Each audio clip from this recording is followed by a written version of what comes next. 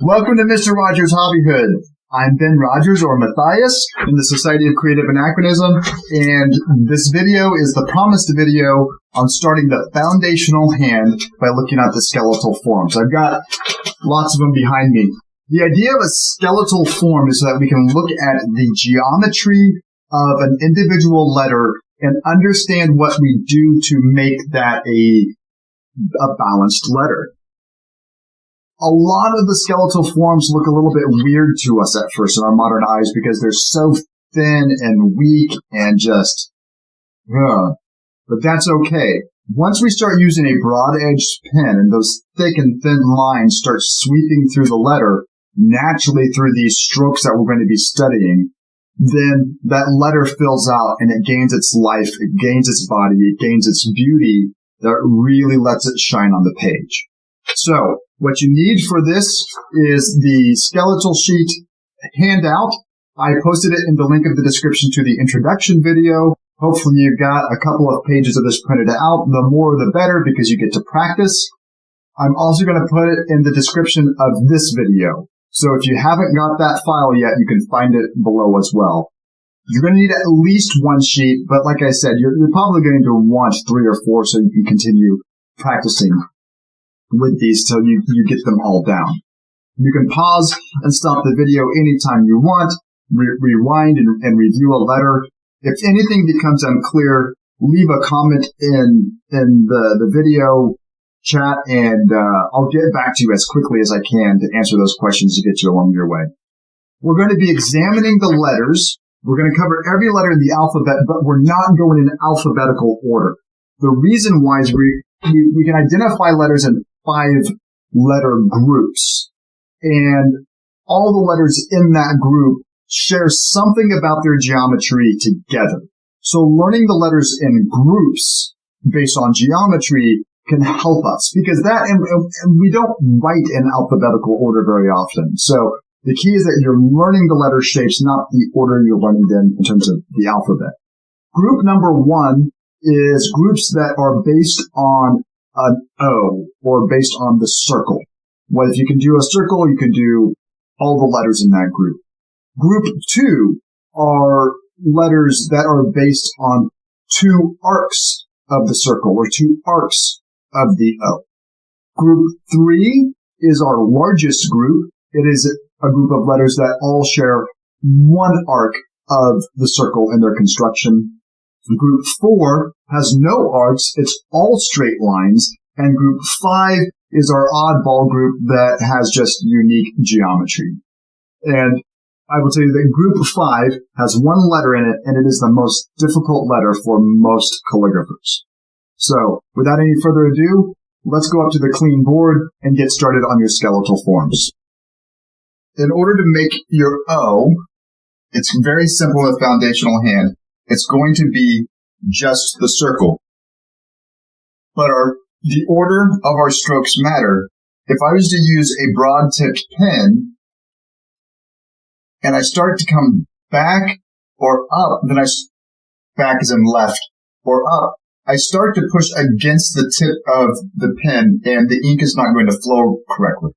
So in general, when we're doing calligraphy, our strokes are going to go down and they're going to go to the right, or some form of a curve. There are a few times where we might go a little bit up or a little bit back, but those are a little bit more rare, and it's not a huge issue once you get to working with your pen. So the pen strokes matter in terms of the order and the direction that they go. The first one is the O. We're going to start where our X meets the circle on the top left, and we're going to follow the circle all the way around until we reach the other horizontal line.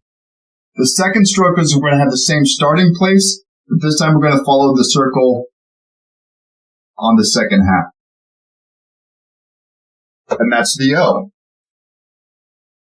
The B is going to start at the top line, the dotted line on your page, the ascender line, and we're going to imagine this dotted line on the left side extending all the way up to that ascender line, and we're going to follow that line all the way down until we reach the circle.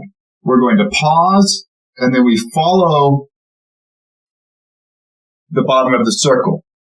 The second stroke for a B is going to follow just like the second stroke of the O. Our third letter is the E. The E begins by the same first stroke as our O. I got a little bit, I'm standing to the side, but we're following that just as the first stroke like we did with the O. The second stroke of the E, we have a couple of points where we want to keep in mind. We're going to cross, when we make the back part of our E, we're going to go above just a little bit the X that makes the center. And our backstroke is going to be, or our farthest right point of our E is this dotted line here, which means that as we follow our curve along the top of our circle, when we get to the top, we're going to start coming down, catch that, and then we're going to come back fairly flat, maybe at a slight angle of the E. Number 4 is a C. The first stroke is just as we did with our O. Actually, we're going to stop this one at that dotted line. The second stroke of the C, just like the E, we need to change slightly. We're not going to follow the circle on this second half at the top. We're going to shoot for where we have the circle and the top of our box about halfway between. So we're going to start following the circle. When we get to the top, we're going to flatten out a little bit and stop at the line about halfway between. And that's the C. The next letters are all going to correspond with the C. So we're going to begin our fifth letter by making a C. Stop at the dotted line, the top of the circle, flatten out at the top, and then we're going to make a stroke on the right side for the D from the ascender line along that imaginary extended dotted line all the way to the bottom of the box. So we'll end up with a little tail on the bottom of the D, but there's no tail on the B. Letter number 6 is the Q. We begin by making our C. Coming around, stop at the dotted line. Stop, flatten out a little bit. And then from the top of our box on that dotted line all the way to the descender line is just a straight line down.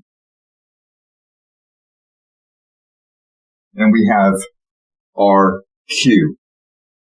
And then our seventh letter of this group is the P. The P stroke number 1, we begin at the top of our box and we go straight down all the way to the descender line. And then now we're going to make an upside down C. So stroke 2 is going to start at the top of the circle, follow all the way around to the dotted line. And this time we're going to start halfway between the circle and the bottom of the box where that red line is. We're going to start out slightly flat towards the bottom and then curve up, and that's a P. So these are the 7 letters in the foundational hand that all ascribe or share a geometry in some way with the O, which is a circle. So if you can make a circle and you can make a straight line, these letters are going to be easy for you. The most difficult one is going to be the E in this letter group. Okay, for our second group of letters, we identify these as they will both share 2 arcs of the O. So group 2 shares 2 arcs of the O. Because of it, they both can be challenging letters in their individual ways. The first one we're going to do is the A. The A is we're going to start where the dotted line on the left side meets the top of the circle, and we're going to follow that arc to the dotted line on the right side, pause slightly, and come straight down to the bottom of the box. And then what we're going to end up doing is stroke 2. This is a 3-stroke letter. Stroke 2, we're going to start over here on our dotted line, and we're going to come down a little bit and catch the bottom of the circle for our second arc. Stroke 3 of the A is starting where we started stroke 2. We're going to come back, catch the middle of the circle through the X and come across. If that stroke does not go through the X, if it goes just above it, that's fine. What that does is that creates a slightly smaller top than bottom, so it can help the letter be more balanced. The second letter of this group is the S. The S is going to share the same 2 arcs that we have, again, done in 3 letters. And its width is the dotted lines. We're going to cross the middle of our letter up just above the center of our X. We're going to start over here at the dotted line a little bit. We're going to make a little bit of a curvy shape, just like that, catching the dotted line here, the dotted line here. So we have this curved shape. Stroke 2, we start at the beginning of the same stroke. We're going to come up, catch the top of that curve, and we can either follow the curve all the way around or flatten it out just a little bit, similar to what we did on the C.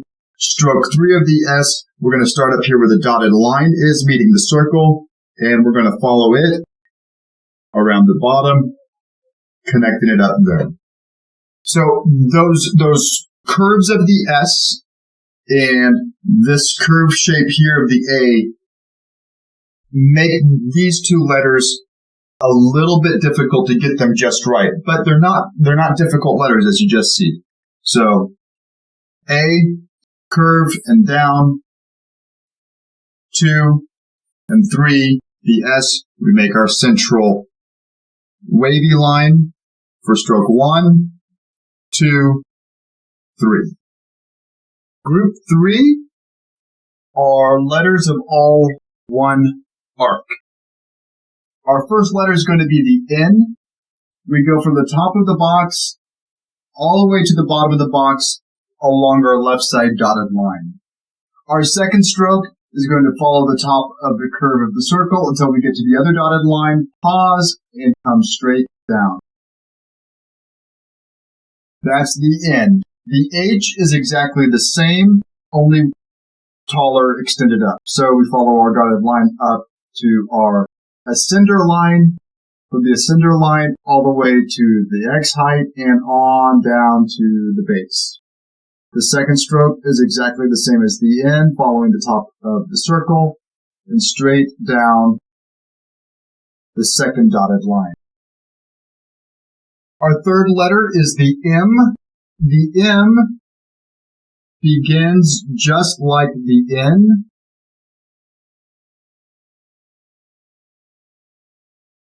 Then the third stroke of the M is repeating the second stroke.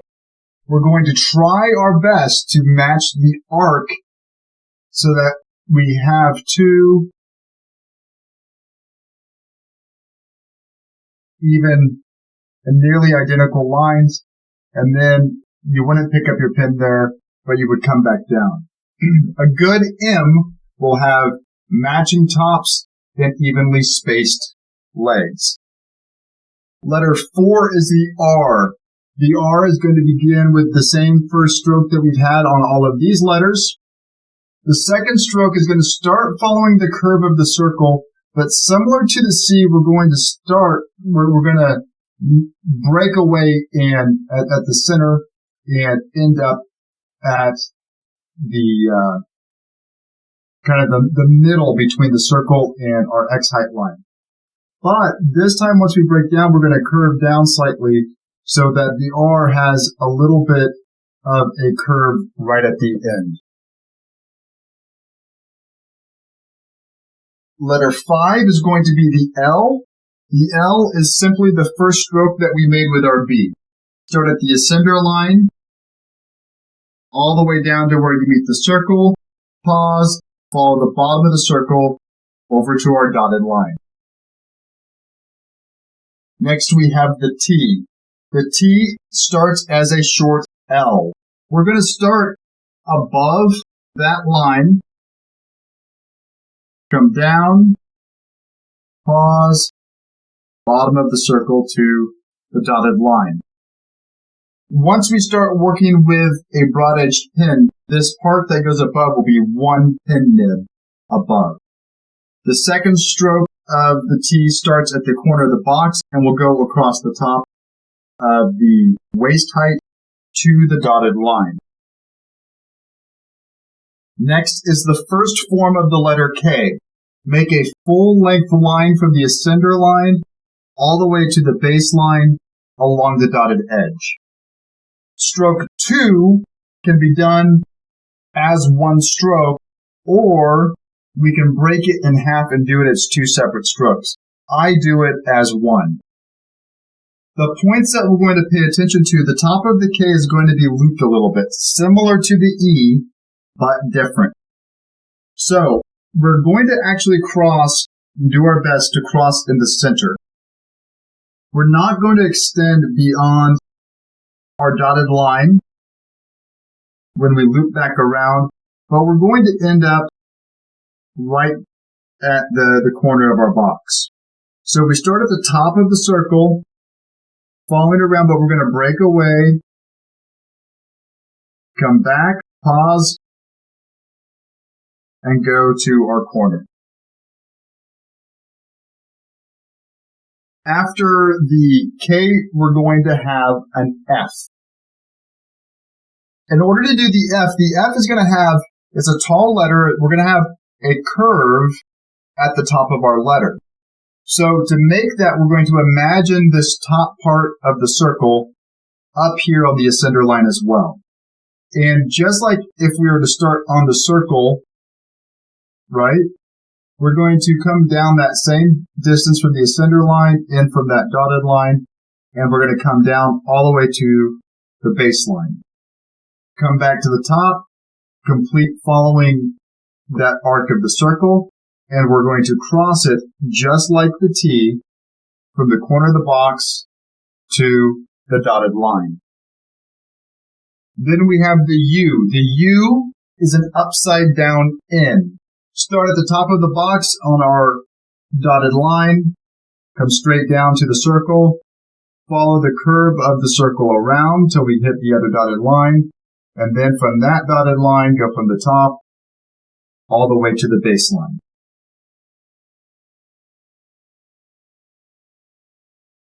Next is the J. The J is going to be kind of upside down from the F. We need to add a curve to the bottom. So we're going to start at the top of our baseline and follow down towards the descender line, but before we get there, we're going to add a little bit of a curve to our stroke. Our second stroke is going to complete the bottom of that curve, and we're going to dot it one pin nib above the line.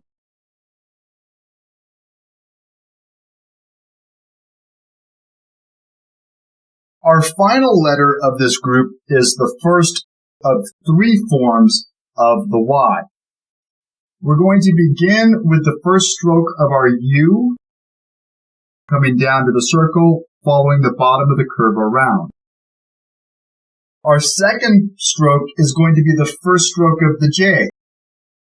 Start at the waistline, all the way down. When we get close to the bottom, add a little bit of a curve. And then we're going to finish it by completing the bottom of that curve. Group 4 of the foundational hand are letters that have no curves, all straight lines. The first one's super simple. It's the I. Start at our waist height or our X height, and we're going to make a full height line all the way to the base height, the baseline, and we're going to dot it one pin width above. Number 2 is going to be a second form of the K.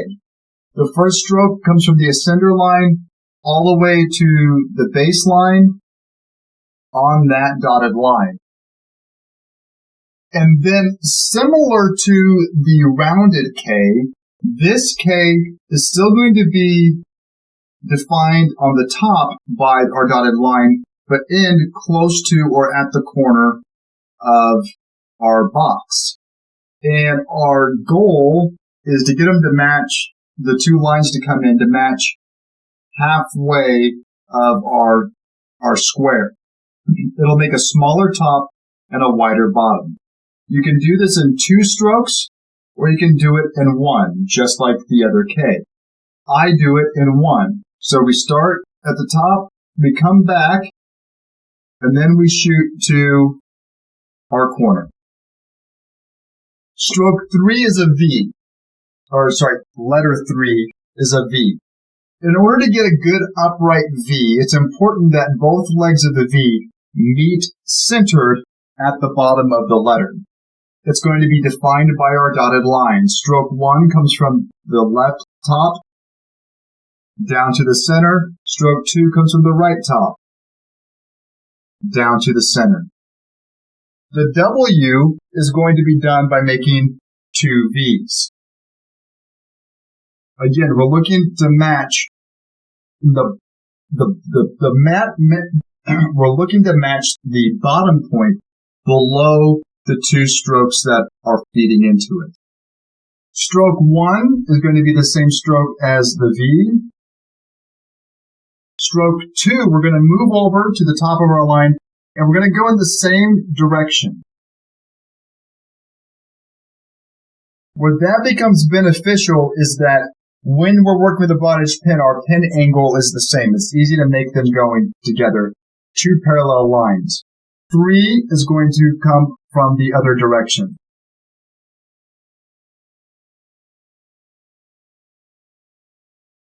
And we have matching V's with the points centered below the 2 lines that feed into it. Then we have the X. Just like the K, we're going to have a smaller top and a wider base. Our top, as you might guess, are the dotted lines on the waist height. Our bottom is going to be close to the corners of our square. Stroke 1 is going to go from the top down to the bottom. Stroke 2 is going to come from the bottom up to the top. That is one of those strokes where we're going to be going up against our pen, and it works out in this way. We end up going along kind of the edge of the pen, and it will generally work out. Sometimes, depending on the script, it might be easier to make that second stroke the opposite direction. Then we have our second form of our Y. The first stroke of our Y is going to be the same stroke that we made when we started our V. The second stroke of the Y is going to be the exact same, but we're going to keep going on down to the descender line, which is the dotted line below your boxes on the sheet. Then the final letter of this group is the Z. The Z, just like the K, just like the X, it will have a narrower top and a wider bottom. The Z is made with 1 stroke, defined by the same points as the X was done. So for the Z, we're going to go across the top, not pick up our pen, come down to the corner of our box, and follow the bottom of our box. That's group 4, letters with no curves. Now we come to our 5th and last group of letters, which have unique geometry. To explain this geometry, before we do the letter, I'm going to draw just the idea of the geometry itself. First is, we're going to use a circle on the top that is defined in its diameter by our dotted lines. So it's going to create a circle at the top like that. Then we have a stem coming down to the baseline, and then at full width of our square, we end up with a triangular, or maybe sometimes a Hershey kiss type of form at the bottom. This and will have a flag at the top, which helps balance this narrow top and this wide base. This is how we make a G. I'm going to demonstrate the G two different ways. One in early period medieval times of, say, a Carolingian time period of 8th to 10th century, maybe into the 11th century, and then one later, more early Renaissance, maybe when we start getting towards the humanist hands. So, stroke one is we're going to imagine that small circle, and we're going to make that first half just like we were making a small O, and then we're going to complete the second half of that. In a Carolingian time period, I'm going to pick up, and for this tail that comes down, we're going to add a little bit of a curved shape coming off the right side. So we're going to come towards the bottom of our circle, we're going to add that curve, and we're not going to pick up our pen as we extend to the edge of our box coming down this way, and we're stopping at the bottom. Then we're going to come up to where the box meets that line, and we're going to come down full width and come across. So we end up, you can see kind of this triangular shape in the bottom. Ignore that line. And add our flag to the top. The difference is that over time, this stem starts to shift to the other side of the G. So once we get into the Renaissance hands, we have the same beginning, but we come off the bottom here, and we have a much more loopy beginning. At the bottom of the box, we come around, and we get our G there, and our flag. Gives a much more curvy shape overall as a G. The final letter of this group, I sometimes will include it in the count, sometimes I won't. It's the third variant of the Y. It's the same as that first Y we had that shares one arc. So it begins exactly the same as the other Y, or the first stroke of the U. The difference is that on this leg coming down, I'm going to add some of this curve into it. So I'm going to come down. Once I get to that circle, I'm going to just add a little bit of a loop, come out full width of the box, and make that curve. The second stroke, I'm going to come around here and complete it. And that's group 5. Well, that's that. 26 letters with variants of several of them. This is the start of a calligraphy journey. If you're able to get this foundational hand, then you're going to be able to transition these ideas into other scripts, and as you develop your own hand, what it will look like. The key is that we want balanced letters. The tops are often smaller than the bottoms, so that when we look at them, they look like they're supported by a base, but not grossly so we don't end up with like a little pinhead on top of a really large body. So it's learning to see those proportions that the foundational hand is going to help us as we start looking at other calligraphy. So I recommend that you practice by using your construction sheets. Fill out 2 or 3 of these, 4, as many as it takes, until you get to the point where you can think of a letter or have somebody in your house maybe yell a letter out to you, and you're able to do it without too much thinking. And when you go back and check your first one or your good copy, were you able to remember the correct order of the strokes and the correct proportions for that letter? And then you've got it. Once you're done with that sheet, you might find some notebook paper, and still using your pen and using your notebook paper lines as your X height. Try handwriting those letters without the dotted lines, without the X's. And that can be a useful tool to really start making sure that we've got it nailed down. So do your practice. The next video is not going to be one that you need any supplies for yet.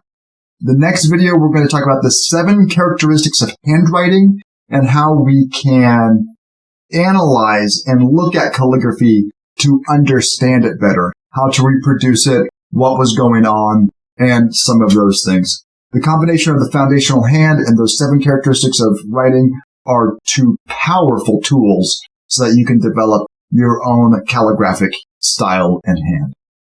So until then, stay safe, keep learning, and be kind and help those around you. Bye.